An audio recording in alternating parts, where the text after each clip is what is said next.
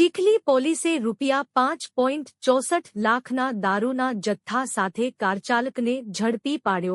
ચીખલી પોલીસે પ્રોહિબિશન વિરોધી કામગીરી દરમિયાન ₹5.64 લાખના મુદ્દામાલ સાથે એક આરોપીની ધરપકડ કરી છે. ચીખલી પોલીસ સ્ટેશનની સર્વેલન્સ ટીમ પેટ્રોલિંગમાં હતી.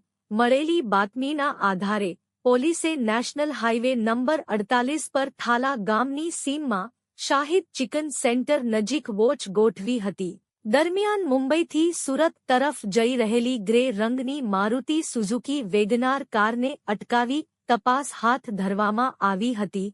તપાસ દરમિયાન કારમાંથી 18 પૂંઠાના બોક્સમાં ભરેલી ભારતીય બનાવટની વિદેશી દારૂ વોડકાની કુલ 864 નાની બોટલો મળી આવી હતી, જેની કિંમત ₹2.59 લાખ હોવાનું જાણવા મળ્યું હતું. ઉપરાંત કાર અને મોબાઈલ ફોન સહિત કુલ ₹5.64 લાખનો મુદ્દામાલ કબજે કરવામાં આવ્યો હતો. પોલીસે કારચાલક દર્શક ભરતભાઈ રમેશભાઈ જોશી ઉંમર 38 વર્ષ, રહે ભાવનગરને સ્થળ પરથી ઝડપી પાડી તેની સામે કાયદેસરની કાર્યવાહી હાથ ધરી. જ્યારે દારૂનો જથ્થો સપ્લાય કરનાર વાપીના લાલજી ઉર્ફે લાલુ અને જથ્થો મંગાવનાર કતારગામ સુરતના સફીને વોન્ટેડ જાહેર કરવામાં આવ્યા છે.